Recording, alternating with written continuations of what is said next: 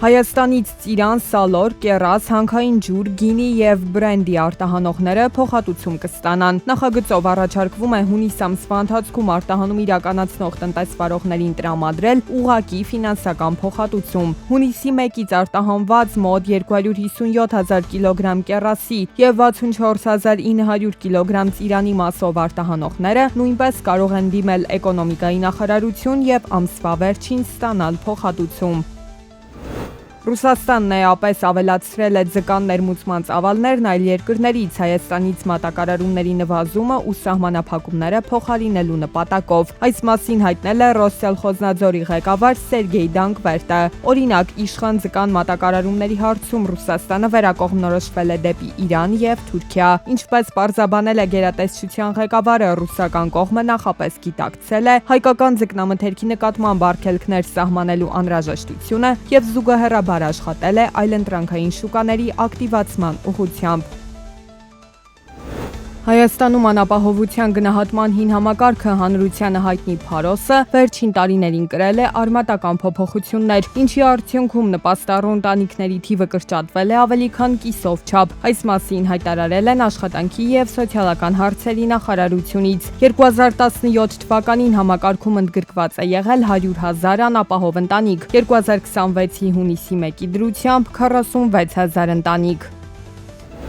Վիճակագրական կոմիտեի պաշտոնական տվյալների համաձայն ներդրվել է աղքատության գնահատման նոր մեթոդաբանություն, որն առավել հստակ է արտացոլում երկրում տիրող սոցիալ-տնտեսական պատկերը։ Ըստ այդմ, ծայրահեղ աղքատության շեմ է սահմանվել 29,196 դրամը։ Այս ցուցանիշը սահմանում է մասնավոր տնային տնտեսությունների փաստացի բացարձակ նվազագույն պարենային սպառումը։ Այս ծայրահեղ ցածր գծից ներքև է գտնվում Հայաստանի Հանրապետության բնակչության 0,6%-ը։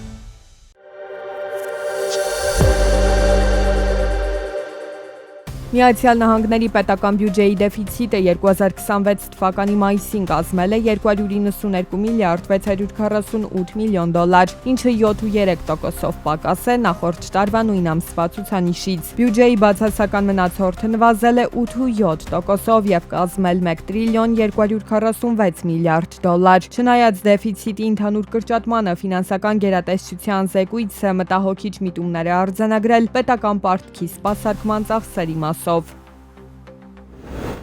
Միացյալ Նահանգների վարչակազմը պատժամիջոցներ է սահմանել Բելառուսից, Հոնկոնգից, Չինաստանից և Իրանից 12 ընկերությունների նկատմամբ Իսլամական հեղափոխության պահապանների կորպուսի համար շարժական զենիթահրթիռային համալիրների ենթադրյալ մատակարարումների պատճառով։ Ամերիկյան իշխանությունների վարկածով շարժական զենիթահրթիռային համալիրները մատակարարվել են Չինաստանից Իրան, իսկ բելառուսական ընկերությունն օգտագործվել է որպես միջնորդ։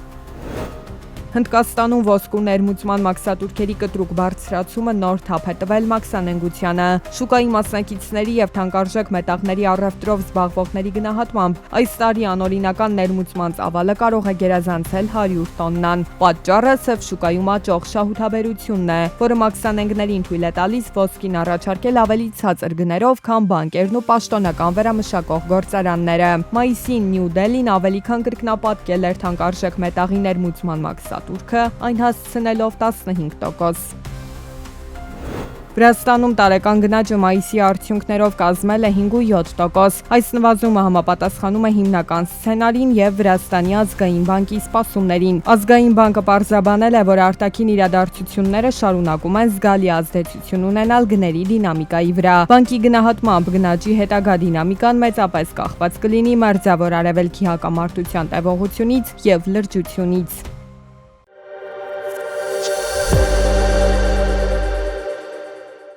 Միրգ, բանջարեղեն, ձկնամթերք, ծաղիկներ, հանքային ջրեր։ Այս ցանկը երկար կարելի է թվել։ Ռոսսելխոզնաձորը սահմանափակել է հայկական մի շարք արտադրանքների արտահանումը Ռուսաստան, որոշումը բացատրելով հայկական արտադրանքի մատակարարումների ժամանակ ԵԱՏՄ և Ռուսաստանի բուսոսանիտարական պահանջների հաճախակիացած խախտումներով, ինչպես նաև հայկական արտադրանքում կարանտինային օբյեկտների հայտնաբերմամբ։ Փաստացի հայաստանյան բազմաթիվ տնտեսվարողներ լուրջ խնդիրների առաջ են կանգնել։ Ամբողջ տարվա ապրուստի միջոցբերքը չեն կարող արտահանել։ Ներքին շուկայում այդ ծավալը հնարավոր չէ վաճառել, այլընտրանքային շուկաներն էլ գոնե այս պահին բազմազան չեն։ Իրավիճակը փոքրինչ մեղմելու համար էկոնոմիկայի նախարարությունը ծրագրեր է առաջարկում։ կառավարության որոշումներից մեկով արդեն իսկ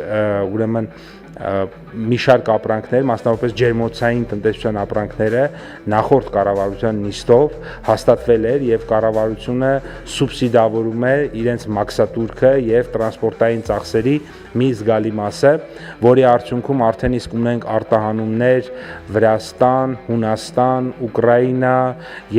Ղազախստան եւ այլ երկրներ եւ այս process-ը շարունակական է եւ մենք ակնկալում ենք շատ ավելի մեծ ծավալներ։ Պապոյանի պարզաբանմամբ ծավալների սահմանափակումներ չեն դրել, պատրաստ են սուբսիդավորել ցանկացած քանակության ապրանքի արտահանում։ Բացի այդ, գյուղատնտեսության ոլորտում ապրիլից մինչև հիմա մոտ 14,000 շահառուների տրամադրվել է, ընդհանուր առմամբ ավելի քան 21 միլիարդ դրամի 0%-ով վարկ։ Մեր ապրանքները որակական առումով, այսա շատ կարևոր է, որակական առումով մեր ապրանքների մի զգալի մասը չեն զիջում եվրոպական շուկայում առաջարկվող ապրանքներին, որովհետև այն ինտենսիվ այգիները, որոնք որ կան Հայաստանի Հանրապետությունում, դրանք բացարձակապես նույնական են Հունաստանի, Իտալիայի, Իսպանիայի, Ֆրանսիայի ինտենսիվ այգիների հետ։ Թեև ըստ նախարարի որակական առումով հայկական ապրանքները խնդիր չունեն, բայց խոչընդոտներ կան աշխարհագրական դիրքի տեսանկյունից։ Հայաստանը հեռու է եվրոպական շուկայից, ըստ այդմ առաջանում են որոշակի տեխնիկական խնդիրներ։ Մեր ապրանքների մրցունակության վրա ազդում են նաև տրանսպորտային ծախսերը։ Քանի դեռ հայկական ապրանքները կես ճանապարհից հետ են դառնում, տարածքային կառավարման եւ ենթակառուցվածքների նախարարությունը նոր թափով ճանապարհաշինական աշխատանքներ է իրականացնում։ Միայն 2025 թվականին տրանսպորտային ճանապարհաշինության ոլորտում ծախսվել է 102.7 միլիարդ դրամ։ Ունենք որոշակի ճանապարհներ, որոնք կառուցվել են եւ այդ ճանապարհների մասով խնդիրներ են ունեցել։ Այդ ճանապարհները նորից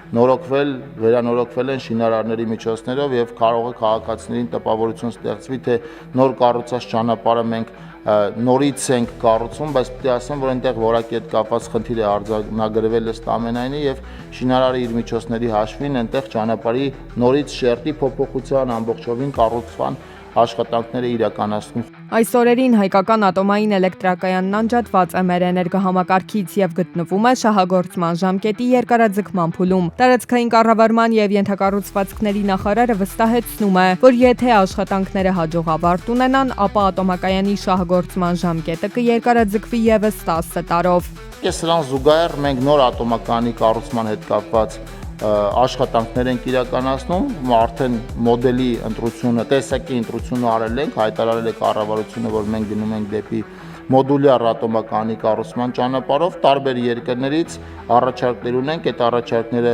ուսումնասիրում ենք դրանց ինչպես տեխնիկական հատվածները, այնպես էլ անվտանգային եւ ֆինանսական հատվածները։ Ընդհանուր առմամբ 2025 թվականի արդյունքներով երկրում արձանագրվել է 7.1% տնտեսական աճ։ 2021-25 թվականների հնգամյա միջնաժամկետ հատվածում Հայաստանի համախառն ներքին արդյունքի միջին տարեկան աճը կազմել է 7.9%։